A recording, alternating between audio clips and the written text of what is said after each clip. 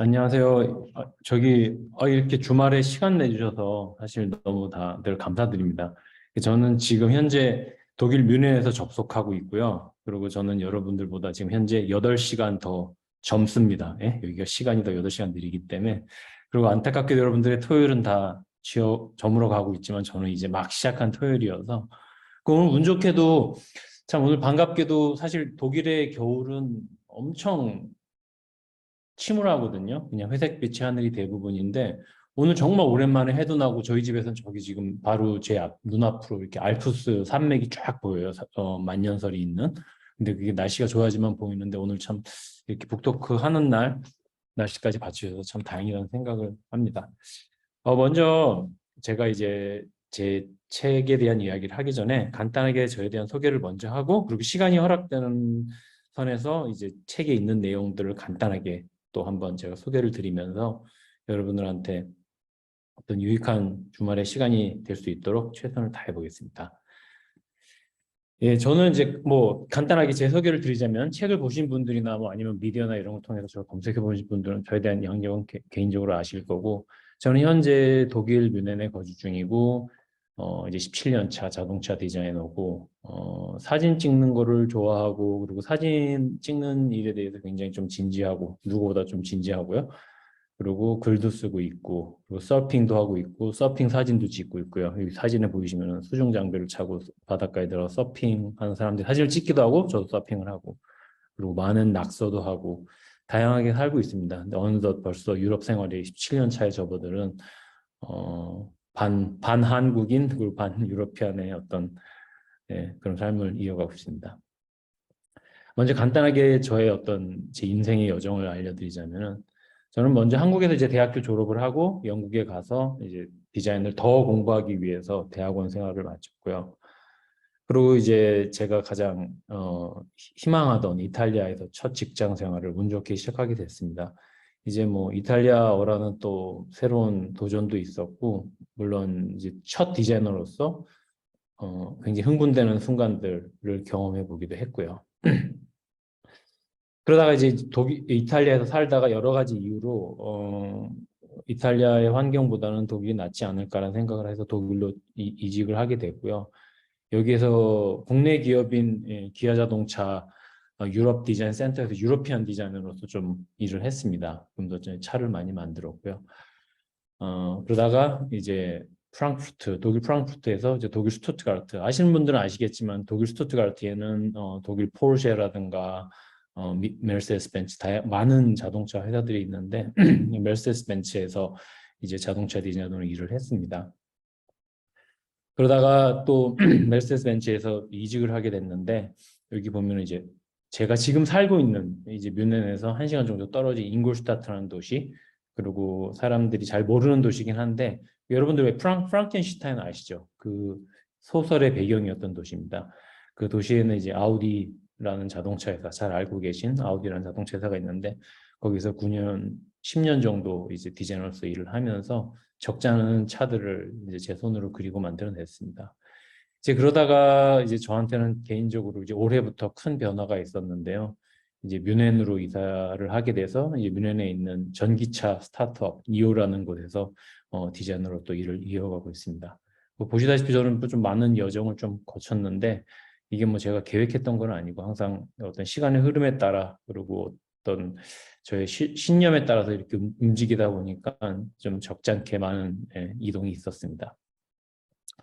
이제 뭐 지금 보여드리는 사진은 제가 이제 작가로서 여러분들한테 책으로서 만나게 된 분들이 또 꽤 있으시잖아요. 물론 뭐 자동차 디자인 분야에 계신 분들은 잘 알고 계신 분들은 또 있긴 하지만 그래서 제가 이 슬라이드를 집어넣은 게 제가 당시 아우디에서 있을 때 뭐 했던 그림들 그리고 프레젠테이션 했던 모습들 이런 걸 통해서 원래 저는 자동차 디자인의 어떤 그 영혼을 가진 사람이다라는 걸 먼저 말씀드리고 싶어서 이 슬라이드를 이제 보여드리겠습니다.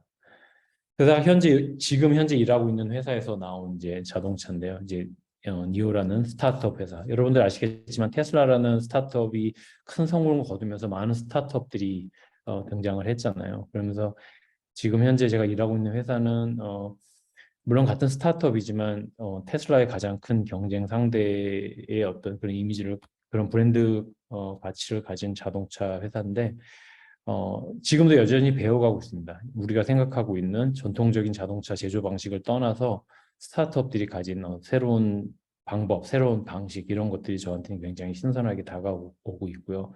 그리고 그런 경험들을 저한테는 이제 개인적인 디자이너로서 굉장히 많은 도움을 이어가고 있습니다.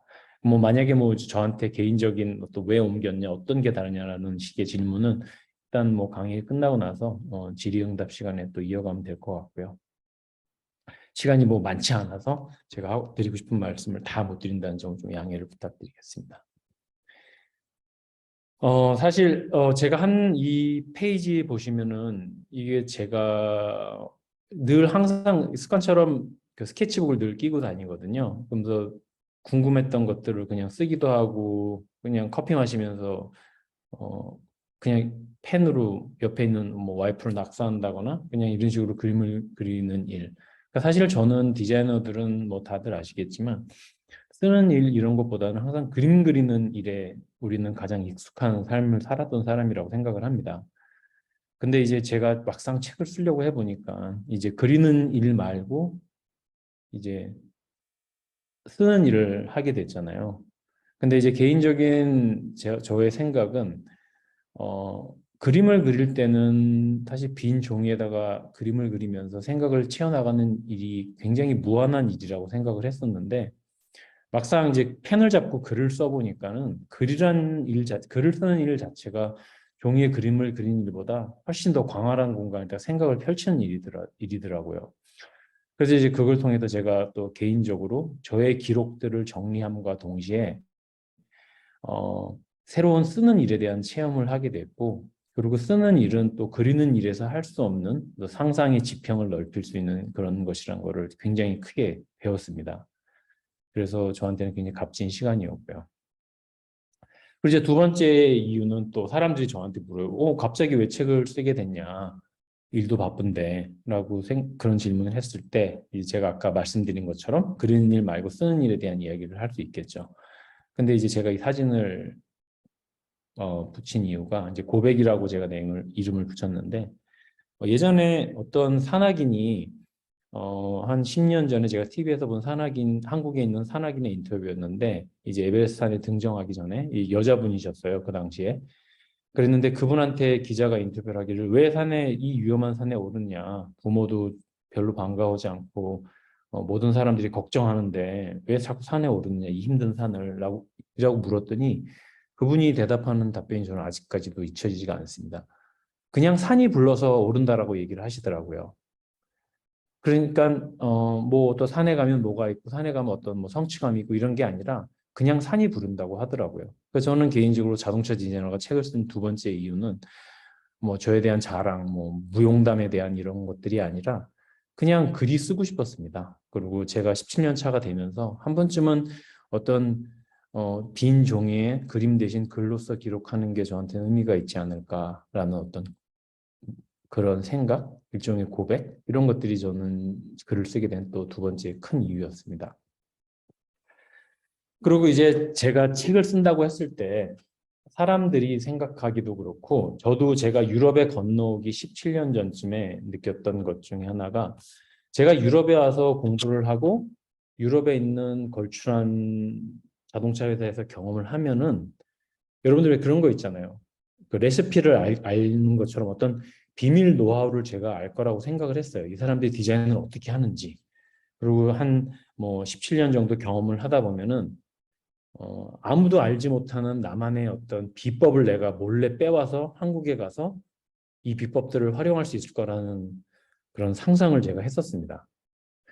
그런데 알고 보니까 아무리 시간이 지나도 이 비법이라는 게 없더라고요. 우리가 왜 맛있는 식당에 가서 주방장하고 얘기해 보면 주방장의 어떤 노하우가 있을 수 있잖아요.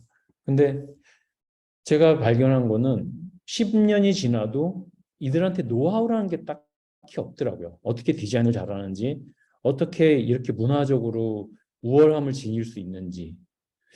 그래서 저는 사실 제가 이 비법을 찾아내는 데는 실패를 했습니다.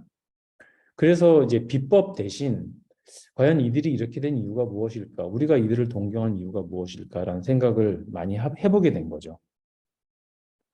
그래서 제가 발견한 것이 뭐냐면은 지식과 지혜라는 것의 차이점을 제가 찾게 됐습니다. 이게 무슨 말이냐면 우리는 지금 한국어에서 우리가 말하기를 지식과 지혜라 그런다면은 사실 크게 그렇게 많이 분류하고 있지는 않잖아요, 사실. 지식은 뭐 우리가 궁금한 거를 네이버 지식인에다가 물어보듯이 지식과 답변이라는 게 엄연히 존재하고 그럼 뭐 지식이 있으면 지혜가 되고 뭐 막상 이렇게 생각을 하지만 유럽에 있는 단어들, 독일어, 프랑스어, 스페인어에서는 지식과 지혜를 완벽하게 구분을 하고 있다는 사실을 저는 아주 뒤늦게 깨달았어요. 그러니까 다시 말해서 지식은 뭐냐면 지식은 독일어로 비센, 그리고 프랑스어로 사보, 그리고 스페인어로 사베르 이렇게 세 가지 단어가 있는데 지식이란 거는 말 그대로 이 유럽에서 사용하는 언어에서 지식은 책을 보거나 선생님한테 배웠거나 어떤 내가 원하는 것을 찾아서 그걸 습득했을 때의 정보가 지식이고 지혜라는 거는 바로 이쪽에서 말하는 지혜의 개념은 경험을 통해서 알게 되는 것들, 나의 실수를 통해서 나의 어떤 선택에 의해서 그거를 통해서 알게 되는 것이 지혜라는 것을 제가 알게 됐습니다. 그러니까 다시 말해서 이들이 만들어내는 문화적 우월함은 지혜의 바탕을 둔 것이지 절대 지식의 바탕을 둔 것이 아니라는 것인 거죠.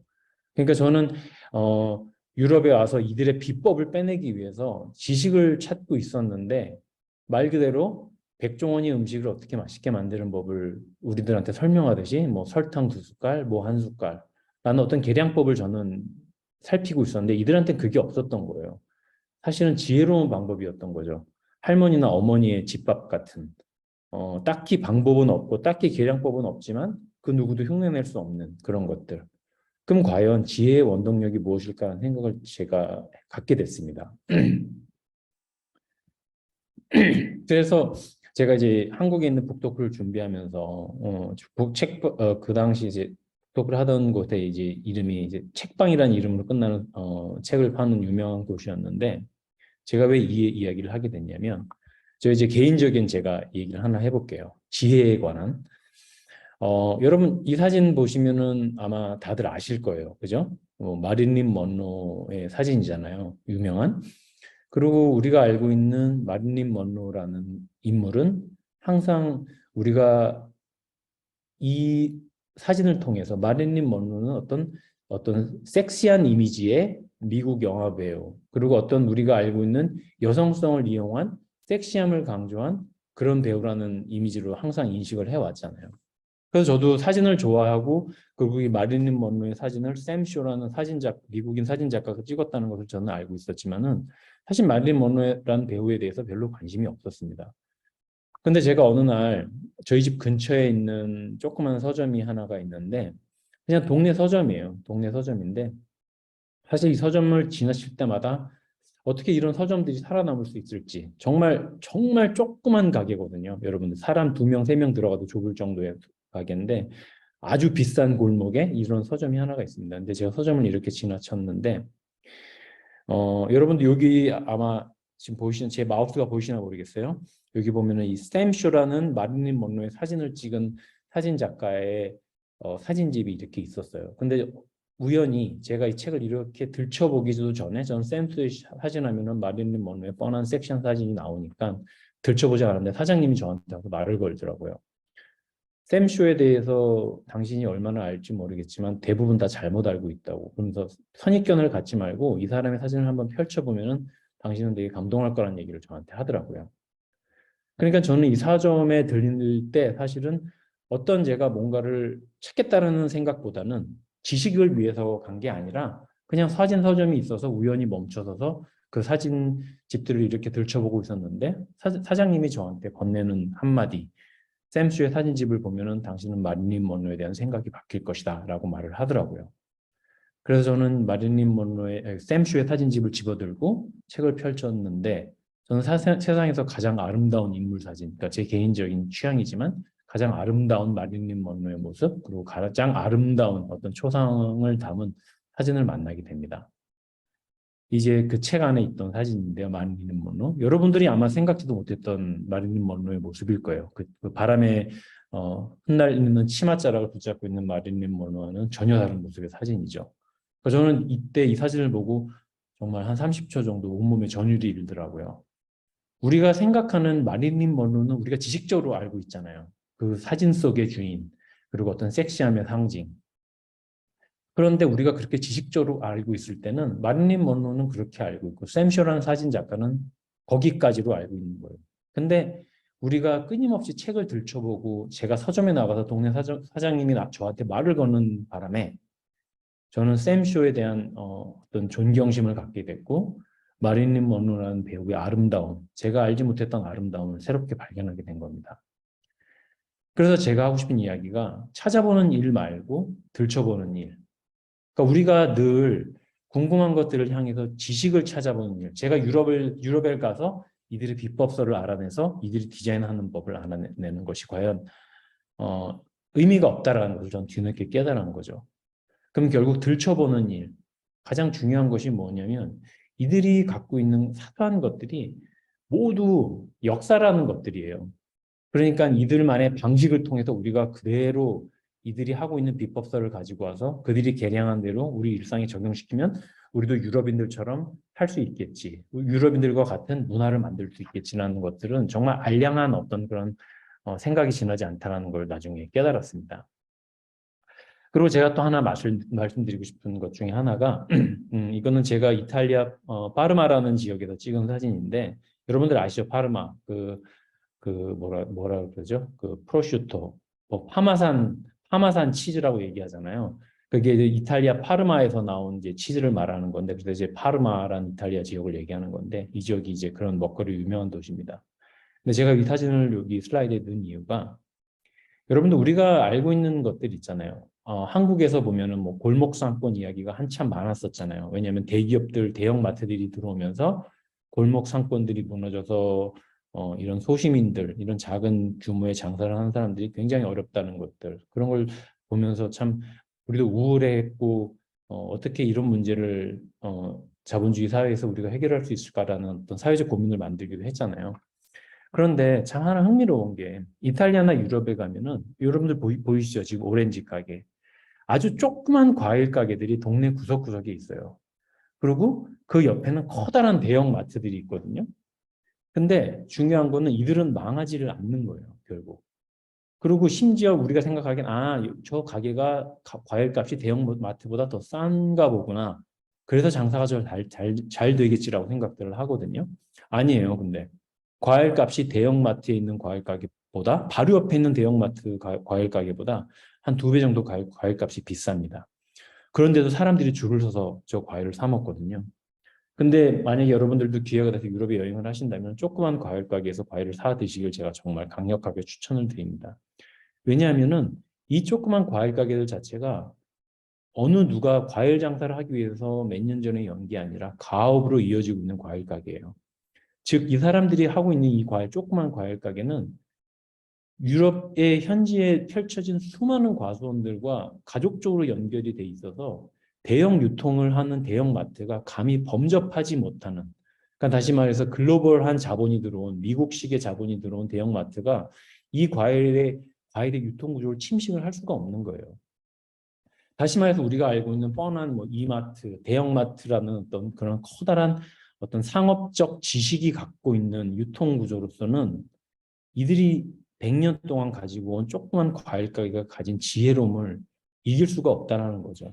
그러니까 아까 제가 동네 서점에서 말씀을 드린 것처럼 동네 서점과 이런 작은 상권들이 무너지지 않는 이유가 바로 이들의 역사, 그러니까 하나의 어떤 지혜로움들이 이렇게 막 거미줄처럼 뻗쳐져서 이렇게 연결되어 있기 때문에 그런 것들을 통해서 우리가 이 사람들이 살아갈 수 있는 노하우를 쉽게 외우지 못한다는 거죠. 오랜 시간이 필요하고 그리고 이렇게 사소한 역사들이 얼마나 중요하다는 것들, 그런 것들이 저한테는 어떤 사소한 걸 더 의미 있게 바라보는 딴 생각을 할 수 있는 그 가치에 대해서 생각해 볼 수 있는 근거를 마련했던 거죠. 그리고 이 사진도 여러분 보시다시피 제가 이탈리아에서 일할 때 이탈리아 토리노에 있던 조그만 이제 식품 상점입니다. 그런데 이런 식품 상점들 여러분들 보시면 알겠지만은 치즈라든가 뭐 와인 조그만 아이템들을 팔고 있거든요. 그리고 당연히 이 뒤편에는 커다란 대형마트들이 있어요. 그렇지만은 이들이 가진 것들을 대형마트가 갖고 있지 않고, 그리고 이들이 가진 것은 가격적으로도 훨씬 더 비싼 가격임에도 대형마트는 주인이 바뀌고 다른 체인이 들어오고 망하거나 흥하거나 이런 변화가 있어도 이런 조그만 지혜로운 가게들은 절대 지지 않는 어떤 어, 상업적 공간이라는 것들, 이런 것들을 보면서, 그리고 우리가 이거를 심지어 물건을 사고 파는 상업적 공간이지만 여러분들 이 사진에서 보다시피 우리는 이 안에서 아름다움을 느끼잖아요. 그죠? 와, 아름답다. 그리고 심지어 저 앞에서 신문을 읽는 할아버지를 보면서 와, 간지 쩐다. 뭐 이런 말도 우리가 사실 쓸 수도 있잖아요. 이런 것처럼 이렇게 지혜로운 하나의 상점 자체가 얼마나 많은 사람들한테 기쁨을 주고 즐거움을 주고 역사가 되는지에 대한 것들. 이런 것들이 제가 유럽 생활을 하면서 가장 큰 시각을 어떤 계기들이 아니었나 그런 생각을 저는 했습니다. 그래서 이런 것들을 토대로 저는 이제 제가 그동안 디자이너로 바라봤던 작은 생각들을 가지고 이제 묶어서 책으로 만들어내는 것들이 굉장히 가치가 있는 일이지 않을까라는 생각을 하게 됐고 그런 확신을 했습니다. 사실 제가 책을 쓸 때만 하더라도 어, 사람들은 저한테 그랬어요. 제 친구나 뭐 너 아우디에서 차를 이렇게 만드는 노하우를 전수할 거냐 아니면 뭐 차를 만들 때 그들의 비법을 얘기할 거냐. 하지만 아마 어떤 분들은 책을 보고 실망하실 수도 있어요. 왜냐하면 그런 어떤 굉장히 기술적인 이야기들. 근데 저는 개인적으로 그런 것들은 되게 지향하고 싶거든요. 왜냐하면 그것이야말로 바로 지식을 쫓는 일들이고, 아직까지도 저는 알고 있어요. 대한민국 사회에서는 지식을 쫓는 일을 하고 지식을 쫓는 책을 만들어야 더 잘 팔린다는 것을. 뭐 그런 거 있잖아요, 여러분들. 뭐 구글은 어떻게 일을 하느냐, 뭐 이런 것들. 그런 것들은 사실 여러분들도 알다시피 분명히 아시겠지만은 어디에 가나 사람들이 만드는 환경들이고 그 시대가 원하는 것들에 최대한 노력을 하는 환경들이기 때문에 그들만이 가진 비법이란 건 사실 어디에도 없다라고 저는 정말 확신할 수가 있거든요. 그러니까 그 말인즉슨 우리가 가장 뭔가를 개선하고 우리가 동경하는 걸 이루기 위해서는 저 비법을 따르는 게 아니라 우리의 근본적인 것들, 사소한 것들을 다시 살펴보는 일이 가장 중요하다는 것을 저는 감히 확신을 하고 있습니다. 그래서 저는 어떤 지식을 쫓는 것보다, 그리고 자동차에 대해서 알고 싶으면 유튜브에 있는 리뷰를 보면 되고 구글을 통해서 검색을 하는 것이 저는 가장 더 빠른 일이라고 생각을 해요. 그래서 저는 저의 어떤 시간이 묻은 생각들, 그리고 사소한 시선들, 그리고 남들이 바라보지 못한 시선들을 통해서 우리 한번 이렇게 생각해 보자라는 것도 저는 굉장히 의미 있는 일이라고 생각을 했거든요. 그래서 또 책을 쓰게 됐고, 그리고 이제 또 한 가지 제가 여러분들한테 책을 쓰게 되면서 그리고 생각을 이렇게 하게 되면서 말씀드리고 싶었던 것 중에 하나가 지금 현재 제가 책을 쓰게 되면서 처음으로 책을 읽는 독자가 아닌 남들은 책을 어떻게 써서 책을 팔고 있나라는 생각을 그런 공부를 많이 해봤어요. 어떤 책들이 잘 팔리나. 그런데 저는 참 안타까웠던 게 저는 개인적으로 좀 약간 비극적인 느낌을 받았습니다. 뭐 되게 좀 불편한 얘기일 수도 있는데 대한민국에서 되게 잘 팔리는 책들은 대부분 이런 책들이더라고요. 넌 잘하고 있어. 뭐 우울하지 않아도 돼. 우울함 극복. 뭐 그러니까는 마치 우리는 아프지 않은데 모든 사람을 아픈 사람처럼 환자화시켜서 위로화시키려는 그런 책들이 너무나 많더라고요. 그 말인즉슨 우리 사회가 참 아프고 병들어가고 있는 사회가 아닌가. 제가 없는 지난 17년 동안 대한민국 사회가 이렇게 변질된 모습이 아닐까라는 생각을 하게 되면서 오히려 이런 책들은 사람들의 그런 약한 모습을 건드려서 오히려 자극적인 모습을 통해서 진통제를 주는 것 같은 책이 아닌가. 저는 사실 개인적으로 그게 책의 역할이라고 저는 생각하지 않거든요.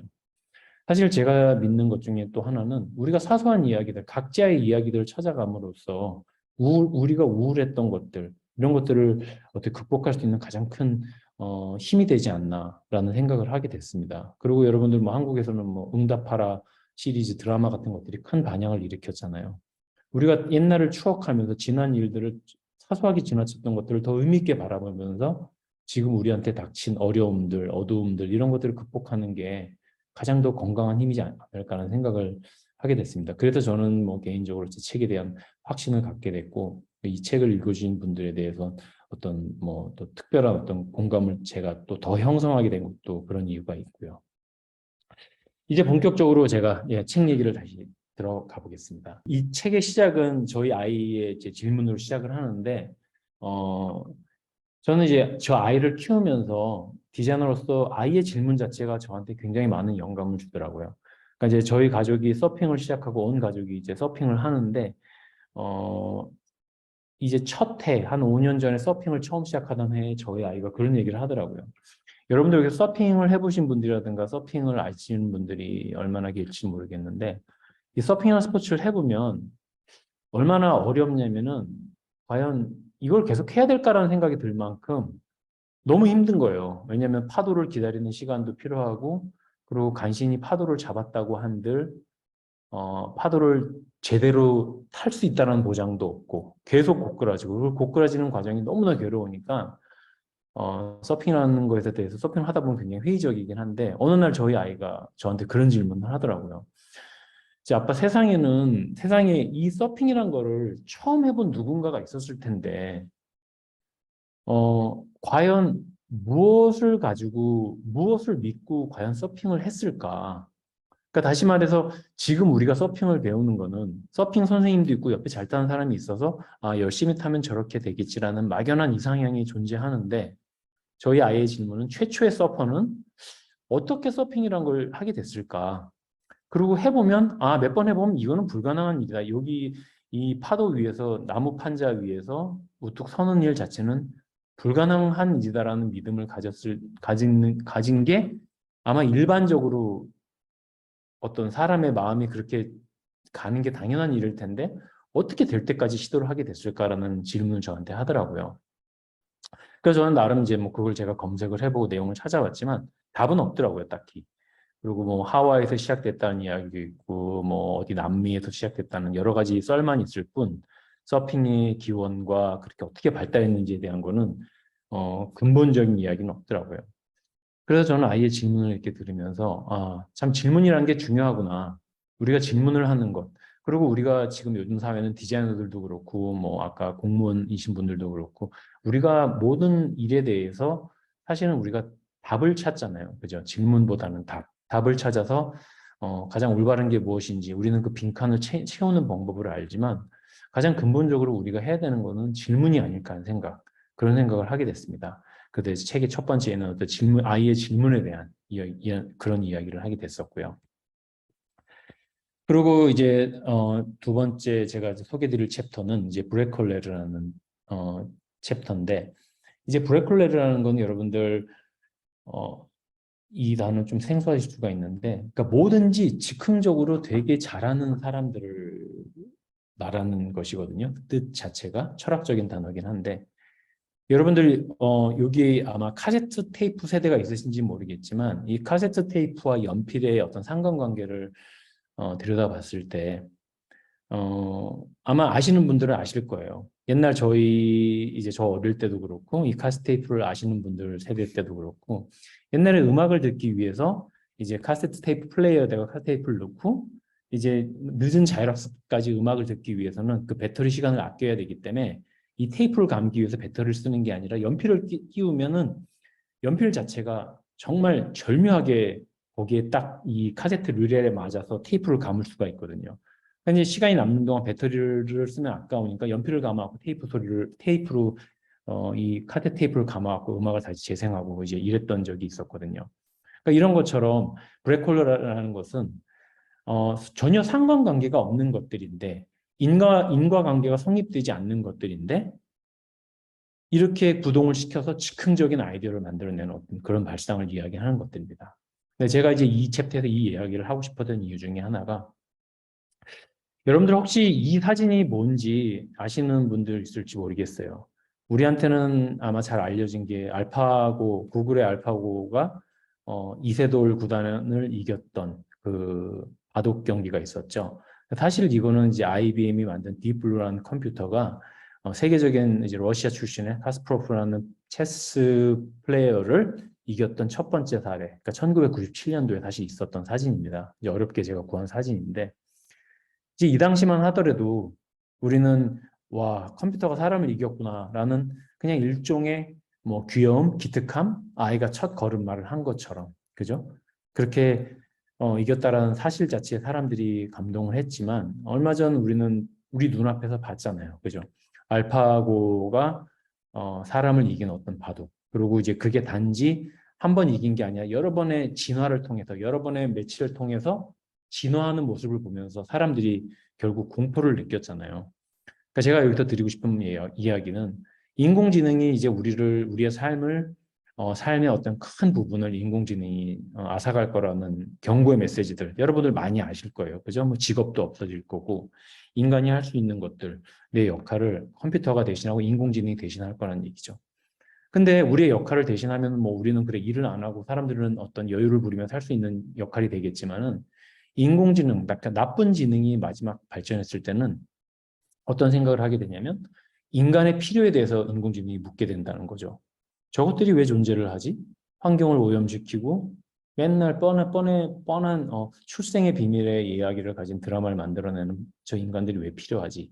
라는 생각을 하게 될 때 인공지능이 스스로 나쁜 인공지능이 되어서 인간의 존재 자체를 위협할 수 있다는 생명을 위협할 수 있다는 어떤 그런 경고의 어, 메시지를 줄 수 있다는 것들 그런 것들이 이제 우리를 무섭게 하는 것들이잖아요. 그래서 제가 그 이 챕터에서 블랙홀을 통해서 하고 싶었던 이야기가 뭐냐면은 아까 카세트 테이프에서 연필이 카세트 테이프를 감아 돌리듯이 여러분들 그런 것들 같은 경우에 인공지능이 과연 상상할 수 있을까요? 저는 인공지능은 경험을 통해서 논리를 통해서만 전 가능하다고 생각을 하는데 인간만이 할 수 있는 발상이라는 것들을 우리가 찾으면 분명히 전 존재라고 할 거라고 생각을 합니다. 예를 들어서 우리 어릴 적에 그런 것들 있잖아요. 어머니가 저도 많이 맞았는데 전 파리채로 많이 맞았거든요. 뭘 잘못하면은. 근데 파리채는 분명 파리를 잡기 위해서 태어났지만은 저희 어머니는 즉흥적으로 그 파리채를 갖고 저를 때렸거든요. 그러니까 그런 쓰임새 같은 경우에는 인공지능은 절대 논리적으로 생각할 수 없는 것들이거든요. 그래서 우리가 인간이 살아가면서 즉흥적으로 할 수 있는 생각들, 즉흥적으로 할 수 있는 디자인들, 이런 것들의 생각 자체가 얼마나 의미 있는 인간적인 생각이라는 것들을 저는 그 얘기를 하고 싶었습니다. 그리고 또 이제 제가 하나 이제 추가적으로 말씀드리고 싶었던 것 중에 하나가 여러분들 한국에서 아까 아바타라는 영화 많이들 보셨을 거예요. 그죠? 엄청 흥행을 했죠. 그러니까 아바타라는 거는 결국 우리가 할 수 없는 내 자아를 아바타를 통해서 조정해서 우리가 하는 것들이잖아요. 결국 우리가 인공지능한테 기대하는 것들이 그런 것들인데 우리가 미래에 두려워하는 것들은 우리가 미래의 인공지능의 아바타가 될 수 있다는 것들 이런 것들이 우리를 위협하고 있다는 사실입니다.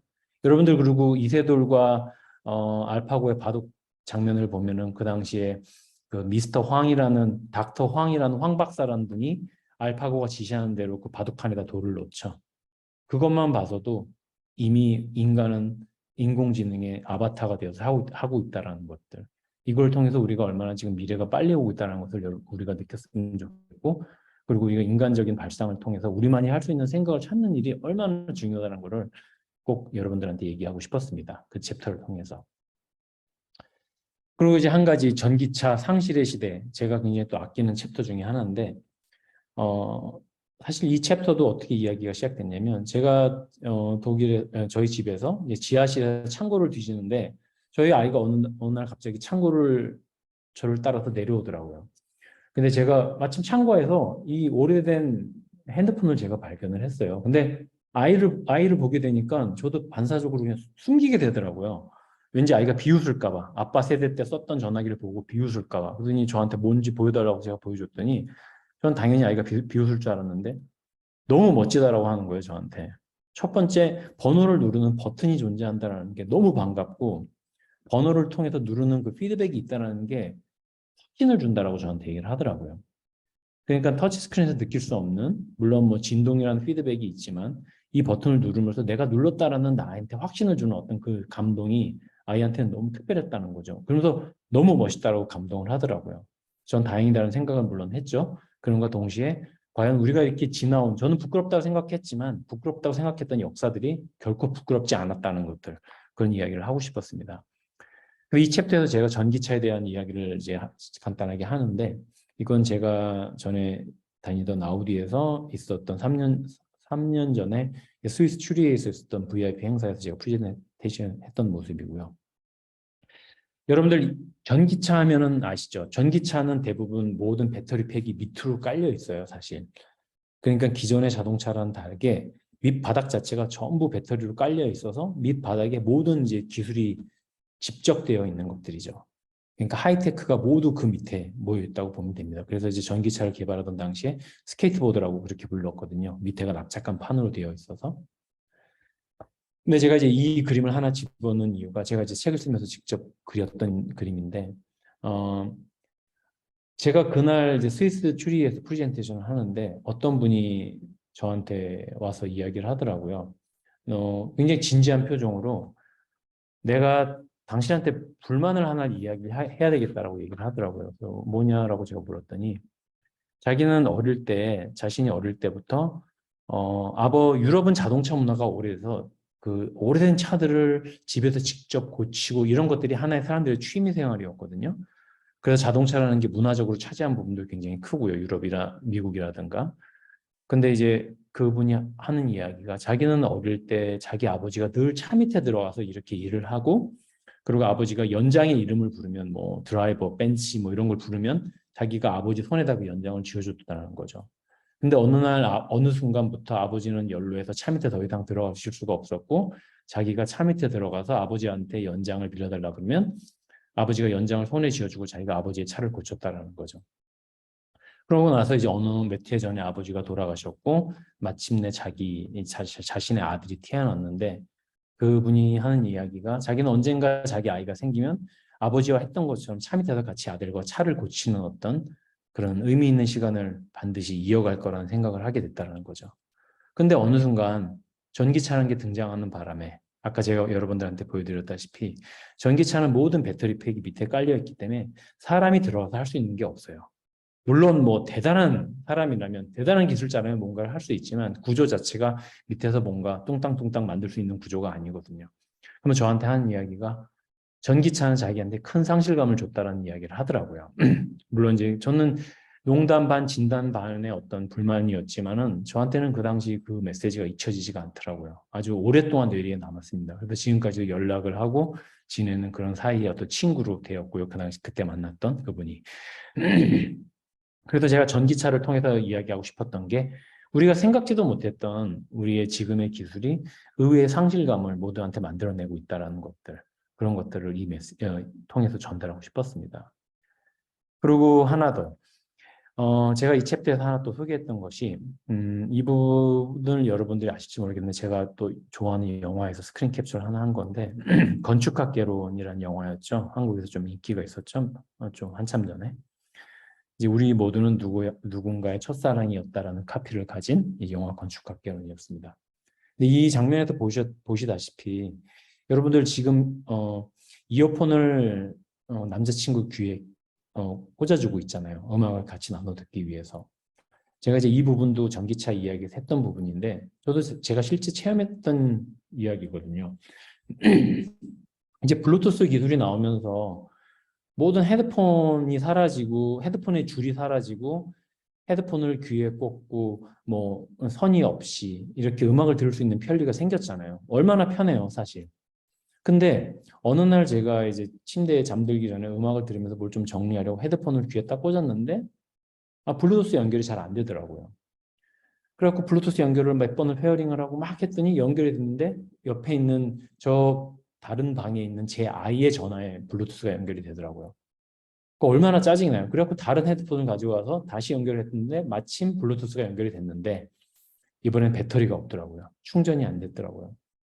그래갖고 너무 신경질이 나가지고 어떻게 서랍에 있던 그 전화기 사면 들어있던 그 번들 이어폰을 그냥 줄을 꽂아서 음악을 들었는데 저는 사실 제가 줄이 있던 이어폰 헤드폰을 쓰다가 블루투스를 썼을 때 어떤 감동보다 이 신기술이 주는 새로운 불편함을 막 스트레스를 받다가 줄 있는 이어폰을 딱 꽂았을 때의 충전 걱정, 연결 걱정이 필요 없는 그 순간이 훨씬 더 감동적이더라고요.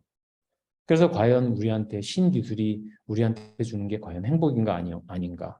그리고 우리가 생각하고 있는 것들, 기술의 발전이 우리의 삶을 윤택하기 위해서 발전을 했지만 과연 우리가 정말 그만큼 더 행복해졌는가라는 것들. 이런 것들을 한 번쯤 우리가 생각해 볼 필요가 있지 않나라는 생각을 했습니다. 과학기술이 발달했지만 우리는 그만큼 행복한가? 그리고 우리 그런 것들이 있잖아요. 우리가 정말 불편해서 불편한 게 아니라 그리고 전화기가 성능이 너무나 처져서 새로운 것을 바꿔야 될 때가 돼서 바꿨는가? 우리가 물어본다면 우리 그렇지 않거든요. 기술이 우리한테 강요를 하고 있어요. 야, 이게 더 편한 거야. 한번 써봐라고. 그죠? 그렇지 않으면 우리는 뒤떨어진 삶을 사는 것처럼 되고 있고, 과거에는 우리가 불편함을 느껴서 우리의 필요에 의해서 새로운 선택을 했지만은 지금은 우리의 선택 자체는 우리의 선택이 아니에요. 그냥 기술이 우리한테 어떤 폭력적으로 우리를 억누르고 있거든요. 야, 요즘엔 이거 써야 되라고. 그러면서 우리는 새로운 환경에 적응해야 된다는 것. 그러면서 우리가 상실감을 갖고 살아간다는 것들이 얼마나 우울한 것인가라는 생각을 여러분들과 나누고 싶었던 챕터였습니다. 그리고 이제 가상이라는 챕터가 하나가 있는데 어, 이제 가상현실, 우리가 뭐 여러분들 많이 이야기를 하잖아요. 가상현실, 앞으로 미래는 가상현실이 모든 걸 대체할 것이고, 앞으로 텔레비전 대신 우리 눈앞에 있는 고글을 사용해서 가상현실을 통해서 뭐 여러 가지 비디오 게임도 즐길 수 있고, 다양한 기능들 이야기하는 이제 그런 미래가 온다라는 것들, 그게 우리의 이제 바로 닥칠 미래, 아니면 지금 이제 벌어지고 있는 일들이죠. 그래서 이제 가상이라는 챕터에서 제가 하고 싶었던 이야기가 어느 날 저희 아이가 비디오 게임을 하고 있었는데 그 비디오 게임 축구 게임이었는데 로날도가 축구를 막 하고 있는데 저는 이제 화면을 이렇게 보는데 아이가 축구 게임을 하고 있는 건지 축구 방송을 보고 있는 건지 잘 모르겠더라고요. 그래갖고 제가 제 와이프한테 이것 좀 한번 보라고 지금 근데 보니까 아이가 게임을 하고 있더라고요. 로날도가 너무나 진짜 같은 거예요. 그 게임 속의 로날도가. 그래서 제가 제 와이프한테 이것 좀 한번 보라고. 로날도가 진짜 로날도 같다라고 제가 막 흥분해서 얘기를 했더니 저희 아이가 그러는 거예요. 아빠 로날도가 지금 로날도가 누구 같냐라고 얘기를 하는 거예요. 그래서 저는 그 말이 너무나 흥미롭더라고요. 아니 로날도가 로날도 같다라는 건 당연히 맞는 이야기인데 저희 어릴 때 저희 세대 때 컴퓨터 그래픽이 발전해온 세대를 생각해 보자면 그 당시에 로날도 같지 않았고 그 당시에 게임에 등장하는 인물들은 실제 인물을 전혀 반응하지가 않았거든요. 그러니까 저는 그 포인트에서 이야기한 건데 지금 세대에서 자란 아이들은 비디오 게임에서 로날도가 로날도 같이 보이는 거는 아무런 놀라운 일이 아니라는 거죠. 그럼 제가 이제 스스로 질문을 가졌던 게 그렇다면은 저의 아이, 그러니까 가상의 시대에 살고 있는 제 아이가 진짜 길에서 로날도를 만난다면 정말 로날도를 보고서 와 진짜 로날도라고 반가워하지 않을 것인가? 그건 아닐 거거든요. 분명히 가상과 현실은 다른 거라고 저는 생각을 하거든요. 그래서 제가 한번 제 스스로 이렇게 찾아봤던 옛날 1997년도에 그 당시 피파라는 게임이 처음 나왔을 때 그 당시 저희는 이 그래픽을 보면서 와 이거는 그래픽의 끝판왕이다. 이거는 뭐 더 이상 리얼해질 수 없다라고 생각을 했었는데 지금 보니 정말 옛날 기술의 모습이 역력하게 남아있더라고요. 그래서 제가 이제 아이의 어떤 그런 말을 통해서 과연 가상이 현실을 대체할 수 있을까라는 어떤 의문을 갖게 되었었고 그리고 이제 가상의 역사는 이렇게 여러분들 보시다시피 옛날 동굴 벽화에서부터 인류는 가상을 믿어왔거든요. 이 가상이라는 건 당시에 우리가 우리의 소망을 담아서 가상의 모습을 통해서 소망을 담아서 우리가 이루어지지 못한 것들을 희망했던 게 예전에 우리 원시 시대 때의 가상의 역할이었습니다.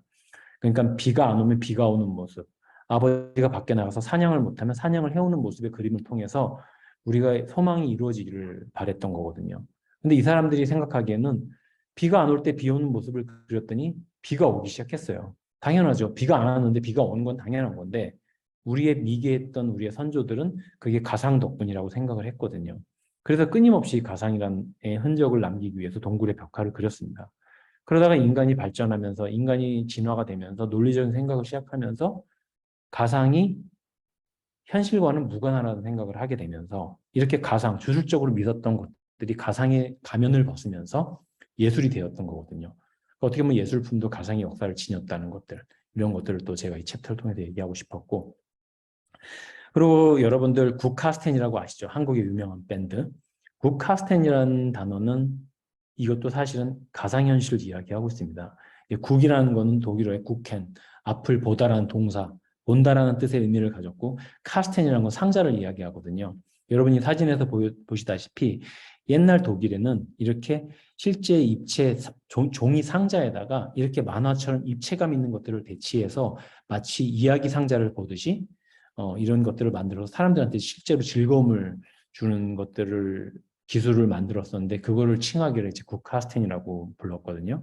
이제 그런 것들, 그러니까 이런 가상의 것들이 사람들한테 즐거움을 줬다라는 것들. 그 1918세기, 17세기에도 이미 이런 기술들이 우리의 사람들이 현실에서 이루어지지 못하는 것들을 가상현실을 통해서 즐거움을 얻고 대리 체험할 수 있다는 것들, 그런 역사가 있었다는 것을 이야기하고 싶었습니다. 그리고 현재 디자인에서도 이런 가상현실 기술이 적용이 돼서 실제 디자인 모델을 제작하기보다는 가상현실을 통해서 우리 눈앞에 있는 디자인 모델을 보고 품평하는 기술이 태어나기도 했고요. 그래서 가상현실이 요긴하게 쓰이고 있고 물론 유익하게 사용되는 그런 가상현실의 역할이 있다는 것, 이런 이야기도 제가 하고 싶었고요. 그리고 한 가지 더 제가 하나 이제 가상현실의 어두운 부분에 대해서도 제가 책에서 살짝 짚어내고 있거든요. 여러분들 아시다시피 아마 한국에서도 방송한 걸로 알고 있어요.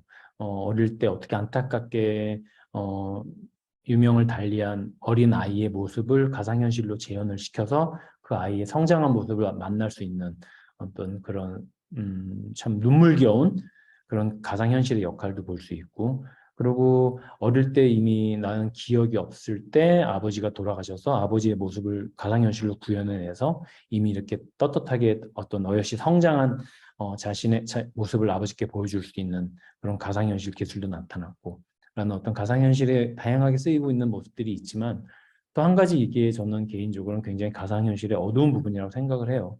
왜냐하면 우리가 잊혀진 사람을 다시 만날 수 있다는 것은 잠시의 즐거움일 수도 있지만, 사람이 안타깝게도 죽음을 맞이하여 안타까운 이별을 할 수밖에 없는 순간에도 그 죽어서 떠나는 사람은 저는 잊혀질 권리가 있다고 생각을 하거든요.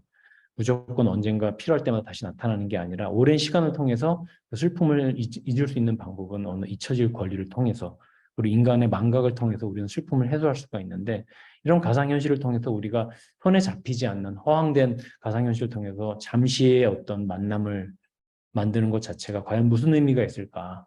그죠? 그리고 애써 달래진 마음 자체가 다시 처음부터 시작된다는 것은 저는 과연 이게 가상현실이 할 수 있는 올바른 일이라고 저는 생각은 하진 않습니다. 그래서 이런 부분에 대해서는 가상현실이 갖고 있는 또 안타까운 부분 중에 하나라고 생각을 하고 있고요. 물론 안타까운 부분도 있기 때문에 또 앞으로의 발전할 수 있는 여지가 있고, 앞으로 발전할 수 있는 여지는 우리 삶에 있어서 더 큰 도움을 주지 않을까라는 생각을 저는 가상을 통해서 이야기를 하고 싶었습니다. 그리고 이제 제 사진은 이제 한 가지 제가 이 가상현실을 클로징하는 챕터에서 이야기했던 것들인데, 저희 아이가 이제 한국에 가면은 늘 가장 슬퍼했던 것들이 이제 할머니랑 헤어지고 이별하는 순간이었거든요. 뭐 거의 나라 잃은 백성처럼 늘 너무나 많이 울어서 저도 힘들게 하고 온 가족을 좀 힘들게 했었는데, 어느 날 저희 아이가 이제 한국을 떠나서 다시 이제 집으로 와서 한 일주일 정도 지났을 때 마음이 좀 추해졌을 때 저한테 그런 얘기를 하더라고요. 아침에 눈을 비비면서 아빠, 세상에 좋은 꿈이란 건 없어라고 저한테 얘기를 하더라고요. 그래서 왜 그랬더니 꿈에서 할머니를 만나거나 아니면 꿈에서 큰 선물을 받는 꿈을 꾸어도 어차피 잠에서 깨어나는 순간 이게 꿈이라는 걸 확인하는 순간 더 슬퍼진다라고 저한테 이야기를 하더라고요. 그 얘기를 들으면서 참 슬프기도 했지만 또 저 아이의 표현에 감동도 했지만, 제가 하나 느낀 것이 아이 자체도 저한테 스스로 인정을 한 꼴이죠. 그죠? 꿈과 실제는 같아질 수 없다라는 걸. 그러니까 결국 로날도를 통해서 로날도가 뭐 진짜 로날도 같은 게 뭐가 이상하냐라고 저한테 막 발끈했던 아이가 저한테 마지막으로는 저한테 꿈은 현실이 아니다라는 걸 인정함을 통해서 저는 이제 그 가상과 현실이 서로 같아질 수 없다라는 그런 결론을 나름 내렸었습니다. 그래서 그 부분을 이야기하고 싶었습니다. 그리고 이제 마지막으로 제가 하나 또 마지막 챕터로 시간이 이제 막 너무 많이 지나서 빨리 또 하겠습니다. 단순함에 대한 이야기들. 우리 여러분들 많이 이야기하잖아요. 단순함에 대해서. 그죠? 왜 단순한데 단순해지는 게 왜 과연 단순해지는 게 중요할까? 우리 세상에서. 이게 과연 단순한 건 왜 아름다울까? 라는 생각을 많이 하잖아요. 그러면서도 정작 우리의 과제는 더욱 단순해져야 된다는 거거든요. 그 말인즉슨 우리는 아직까지도 단순해지지 못하고 있다는 결론에 이르렀습니다. 근데 제가 왜 갑자기 이 사진을 넣게 됐냐? 이게 실제 저희 아이가 독일에서 축구팀에서 활동할 때 저희 아이 여기 아마 보이실 거예요. 저 뒤에 맨 뒤에 조그맣게 까만 머리 살짝 보이는 아이. 이 사진을 집어넣은 이유가 실제 심리학이라든가 통계에서도 여러분들 축구 승부차기 아시죠? 실제로 사람이 우리가 행동 강박 중에 하나가 무언가를 자꾸 해야 된다는 행동 강박이 있다는 거죠. 이게 단순해지기 어려운 것을 만드는 하나의 시초가 된다는 것이 최근에 이론적으로 밝혀졌습니다. 근데 그 중에 대표적으로 하나가 승부차기를 할 때 공을 차는 공을 차는 키커의 경우 확률적으로 33%, 33%, 33%의 확률을 갖는다고 해요. 그게 무슨 말이냐면 왼쪽, 가운데, 오른쪽으로 차는 비율이 33, 33, 33인데 정작 골키퍼는 가운데 있는 골키퍼는 아무도 없다는 거죠. 왼쪽이나 오른쪽으로 뛴다는 거예요. 결국 행동 편향이라는 거예요. 내가 골문 앞에 서 있는 이상 아무리 가운데로 공이 올 수 있는 확률이 있다 하더라도 가만히 있을 수 없다는 거죠. 그리고 실제 이게 발생했던 경우가 아이들 축구 시합에서 당시에 이제 승부차기가 겨뤄지면은 이제 저희 코치가 저 우측에 하얀 티를 입고 있던 패트릭이라는 코치가 저희 팀 골키퍼에게 주문을 했어요. 야, 쟤는 가운데로 찰 테니까 뛰지 말고 가만히 있어라라고. 근데 이제 아이가 마침 상대편이 공을 찼는데 저희 팀 골키퍼였던 하네스가 멋있게 왼쪽으로 다이빙을 하는 바람에 공은 가운데로 들어가고 맙니다. 근데 이제 그 아이는 이제 패트릭한테 혼냈죠. 내가 가만히 있었는데 왜 뛰었느냐. 근데 아이가 울면서 대답하기를 내가 명색이 골키퍼인데 어떻게 뛰지 않느냐라는 이야기로 아이는 이제 항변을 한 거죠. 근데 얼마든지 이해가 가는 거죠. 결국 우리는 모든 생산성의 시대를 살면서 뭔가를 자꾸 더 해야 된다는, 자꾸 움직여야 된다는 것들이 우리에게 강박처럼, 가만히 있으면 그거는 게으르고 가만히 있으면 뭔가를 하지 않는다는, 더군다나 우리의 대한민국식 교육을 받은 우리들에게는 남들보다 더 많이, 더 멀리 해야 된다는 것들이 얼마나 강박증이 되었다는 것들, 그거를 우리가 반드시 좀 생각을 해봐야 될 거라는 생각을 통해서 저는 단순한 챕터에서 그 이야기를 좀 강조를 했습니다. 여러분들이 아시죠? 마이클 조단의 로고인 제가 이 사진을 집어넣었던 이유 중에 또 하나는 여러분들 훌륭한 운동선수들의 공통적인 특징 중에 하나가 모든 분야 마찬가지예요. 손흥민도 그렇고 마이클 조단도 그렇고 모든 스포츠 분야에서 세계적인 선수들의 특징은 자세가 간결하다라는 거죠. 자세가 멋있다라는 것보다 슛을 던지고 슛을 하고 발로 차는 축구의 모습, 이런 모습에서 보면은 항상 이들이 가진 좋은 선수의 훌륭한 점은 간결한 모습이라는 거예요. 근데 이 간결한 모습이 과연 타고나는 것이냐? 근데 그들이 말하는 거는 로날도도 그렇고 마이클 조던도 그렇고 항상 시합이 끝나고 우승의 축배를 든 그날도 경기 후에는 집에 가서 어김없이 훈련을 한다라고 합니다. 다시 말해서 무수히 훈련함을 통해서 무수히 간결해진다는 거죠. 무수히 간결해지는 순간 자세는 간결해지고 자세가 간결해지는 순간 몸에 무리가 가지 않아서 다치지 않고 오랫동안 선수 생활을 할 수 있다는 거죠. 유명한 선수들은 가장 오랫동안 경기를 한 선수들이 되게 많아요. 은퇴를 늦게 하고. 왜냐? 체력이 좋아서가 아니라 폼이 간결해서 다치지 않기 때문이죠. 다치지 않기 때문에 오랫동안 선수 생활을 할 수 있고 그만큼 많은 사람들과 많은 팬들과 교류를 할 수 있기 때문에 영웅으로 남는 거죠. 제가 또 이제 이런 얘기를 하다가 또 마지막으로 여러분들한테 드리고 싶은 말씀이 이제 미켈란젤로죠. 미켈란젤로의 어떤 미학에서 보면 스프레차투라라는 단어가 있는데 이게 스프레차투라는 건 뭐냐면 아주 복잡한 것을 간결하게 해낼 수 있는 어떤 그런 능력을 말하는 이탈리아 이제 르네상스 시대 때 사용되었던 미학적 언어거든요. 근데 이제 이런 능력을 위해서는 항상 하는 이야기가 데코로, 피나는 노력이라는 이탈리아 단어예요. 그러니까 노력이 없이는 간결해질 수 없다는 거죠. 그리고 노력을 통해서 간결함을 완성할 경우에 그라치아라는 우아한 결과물을 난다라는 어떤 미켈란젤로가 늘 믿고 있던 그런 어떤 미학에서 따온 어느 하나의 사주를 통해서 우리한테 간결함이 얼마나 중요한지 저는 이 책에서 또 이야기를 하고 싶었습니다. 그리고 또 미켈란젤로가 항상 이야기했던 것들이 있죠. 조각가 미켈란젤로 이야기 중에 하나는 미켈란젤로가 조각을 할 때 미켈란젤로가 말했던 것들이 있어요. 조각의 방식, 소조의 방식보다 이제 밑에 있는 비아델 레바레라는 단어인데 이 말인즉슨 자기가 갖고 있는 아름다운 형태는 이미 우리가 보고 있는 사물의 그 안에 존재한다는 말이에요. 그 말인즉슨 우리가 뭔가를 붙여서 만들어내는 게 아니라 뭔가를 덜어내서 만들어내는 게 가장 중요할 때라는 거죠. 지금 우리한테 모든 복잡한 것들이 있는데 그 복잡함 위에 복잡함을 더해서 간단하게 생각해서는 절대 안 되고 덜어내야 된다는 거죠. 얼마 전에 제가 어떤 미디어랑 인터뷰를 할 일이 있었는데 그쪽에서 저한테 질문을 하기를 미래의 모빌리티는 이제 전기차가 되고 전기차가 되면 환경 오염이 줄어들고 우리는 더 깨끗한 세상에서 살 수 있지 않느냐. 근데 이제 이거에 대해서 어떻게 생각하냐라고 저한테 의견을 물어봤었는데 저는 이제 그때 제가 답변을 하게 된 게 현재 여러분들도 아시다시피 한국에 그왜 전동 킥보드라 그러죠. 왜 자전거 대신에 이렇게 충전해서 다니는 것들 그리고 전기차가 등장하고 그리고 우리가 여러분들 아시다시피 세상을 바꾸기 위해서 수많은 것들이 들어오고 있잖아요.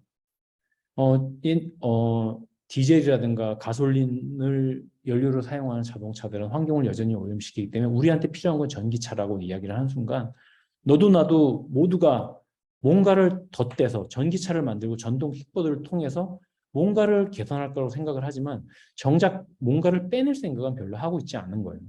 그러니까 저는 미래의 어떤 모빌리티라든가 미래의 환경을 위해서는 우리가 해야 될 것들은 뭔가를 자꾸 첨가하고 더하는 순간 그건 더 어려워질 거란 얘기죠. 아무리 전기차가 매연이 없고 전동 킥보드가 매연이 없는 운송장치라고 하더라도 앞으로 그것 때문에 닥쳐야 될 배터리라든가 그런 문제를 누가 어떻게 극복을 하겠습니까? 그죠? 우리는 좀 더 빼내야 될 생각을 해야 되고 그리고 우리가 덜어낼 생각을 해야 된다는 것을 저는 미켈란젤로를 통해서 그런 거를 제가 간절히 아주 절실히 느꼈습니다. 그래서 그런 이야기를 하고 싶었습니다.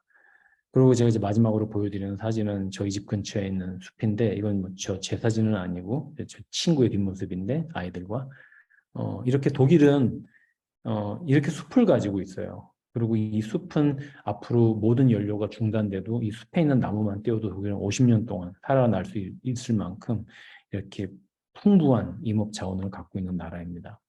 그래서 제가 하고 싶었던 이야기는 우리가 뭔가를 새로운 것을 공기를 맑게 하기 위해서 전기차와든가 전동 킥보드를 투입하는 게 아니라 지금이라도 더 나무를 심고 세상을 더 푸르게 만드는 것이 더 중요한 일이 아닐까라는 생각. 이런 사소한 생각들. 제가 말씀드렸잖아요. 우리가 세상을 이롭게 만들기 위해서는 전기차를 만드는 것조차도 그거는 저도 전기차 회사에서 일을 하고 있지만 전기차를 만드는 일은 어떻게 보면 되게 지식에 가까운 일이에요. 하지만 우리가 지혜롭게 우리 후손의 어떤 행복함을 위해서라면 우리는 전기차를 만드는 일보다는 숲을 만들고 세상을 녹색으로 만드는 일이 훨씬 더 중요한 일이겠죠. 이것이 바로 지식이 추가되는 일이 아닐까 저는 생각을 합니다. 그리고 이제 마지막 사진. 제가 하나 한국에 있을 때 11월 달에 찍었던 사진인데 택시를 탔는데 여기 보니까 본 차량은 여러분 보이시죠? GPS 기반으로 요금을 선정하는 M 미터기 장착 차량입니다라는 게 있더라고요. 전 이거를 보는 순간 와 역시 기술의 대한민국이다라는 생각을 했지만 이런 것조차는 유럽에 존재하지 않거든요. 우리는 이런 한국의 어떤 우리의 지식을 통해서 이런 놀라운 기술을 만들어냈지만 가만히 생각해 보면 우리가 지혜롭게 산다면 이런 게 필요가 없는 기술들이거든요. 왜 M 미터기를 장착을 할까요? 요금을 산정한 GPS를. 왜냐하면 여전히 미터기를 조작하는 택시 회사가 있고 미터기를 조작하는 의롭지 못한 사람들이 있기 때문에 우리는 이런 것들이 필요한 거거든요. 근데 우리가 지혜롭게 생각을 해보자면 우리가 서로 조금 사람을 더 믿고 우리가 믿음을 갖고 있는 사회라면은 사람을 속이지 않는 사회라면은 이런 기술, 이런 지식은 필요 없는 사회거든요. 결국 이건 누군가를 믿지 못하기 때문에 우리는 이런 걸 반드시 써야 될 수만 없는 그런 안타까움이 저는 또 이 기계를 보면서 들었었습니다.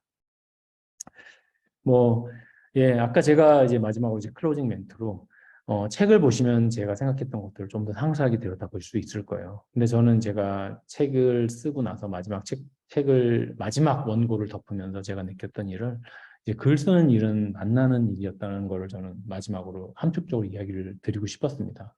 제가 아까 처음에 이야기 드렸다시피 책을 보면서 많은 사람들이 괜찮아, 넌 잘하고 있어, 뭐 위로서라든가 책을 보면서 많은 위로를 받았는데 저는 제가 제 글을 통해서 저한테 위로를 받았던 것 중에 하나가 저는 책을 쓰는 주체가 저다 보니까 책의 주인공이 저라고 저는 생각을 했었어요. 근데 책을 쓰는 일 자체는 과거의 것들을 추스려서 기록을 하는 일이고 과거의 것들을 기록을 하다 보니까 제 기억 속에서 저한테 잊혀졌던 수많은 사람들을 만나게 되더라고요. 이미 뭐 연락도 안 하고 있던 친구들인데 제가 기억을 하는 순간 그 기억의 구석구석에 그 친구들이, 그 사람들이 저의 기억들을 이어주고 저의 기억들의 빛이 되어주고 있는 사람들이더라고요. 그러면서 저는 글을 쓰는 동안에도 굉장히 따뜻함을 느꼈고, 오히려 제가 실제로 만나서 잘 지내냐는 연락은 못했지만은 글을 쓰는 마음을 통해서 그들한테 감사를 하게 됐고, 그리고 오히려 저는 그런 마음을 통해서 제가 살고 있는, 제가 현재에 처해 있는 저의 삶이 행복하구나, 나쁘지 않구나라는 걸 확신하게 됐습니다. 그래서 그런 것들이 저한테는 굉장히 큰 기쁨이었고, 그러니까 저는 이 책을 통해서 여러분들이 제목처럼, 딴 생각이라는 제목처럼 여러분들이 앞으로 딴 생각을 통해서, 딴 생각이라는 건 결국 나만이 할 수 있는 이야기들이잖아요. 여러분들이 아니면 할 수 없는 일들이잖아요.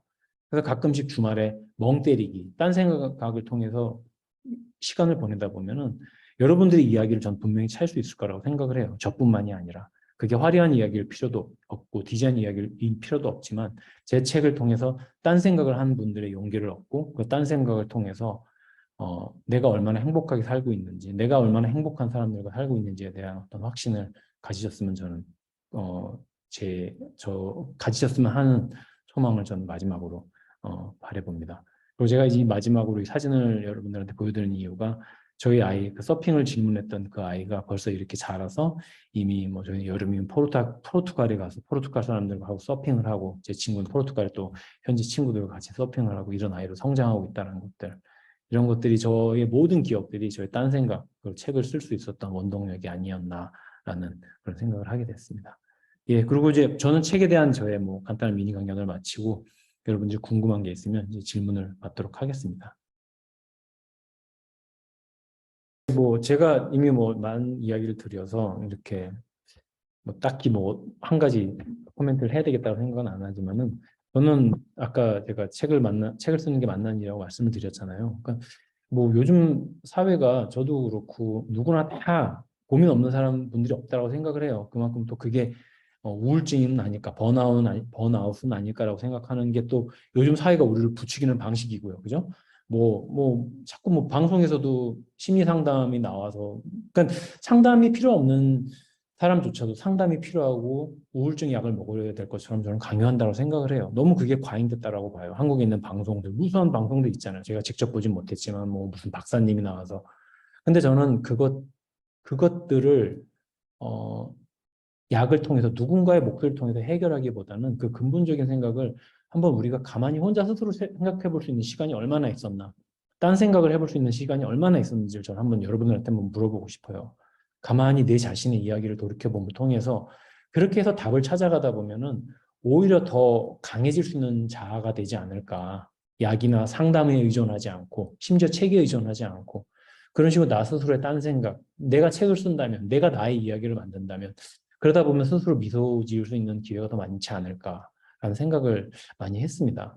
그래서 그렇게 서로 돕는 그런 날이 여러분들한테도 좀 있었으면 좋겠고, 그리고 저도 앞으로 뭐 책을 쓰는 게 저의 본업은 아니지만, 제가 글을 통해서 사람들한테 꽤 많은 기쁨을 줄 수 있다는 어떤 그런 걸 통해서 보람을 또 많이 느꼈고, 그래서 지금 다음 책도 열심히 쓰고 있습니다. 그래서 그때도 여러분들 통해서 책으로 또 이런 좋은 세모람을 통해서 또 계속적으로 좀 만나 뵐 수 있는 시간이 있으면 좋을 것 같습니다.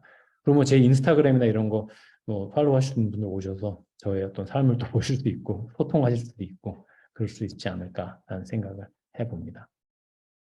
그러면 네, 저는 저희 의견은 여기까지로 해서 마치는 걸로 하겠습니다. 감사합니다. 모두 새해 건강하시고요. 네, 행복하세요. 네, 감사합니다.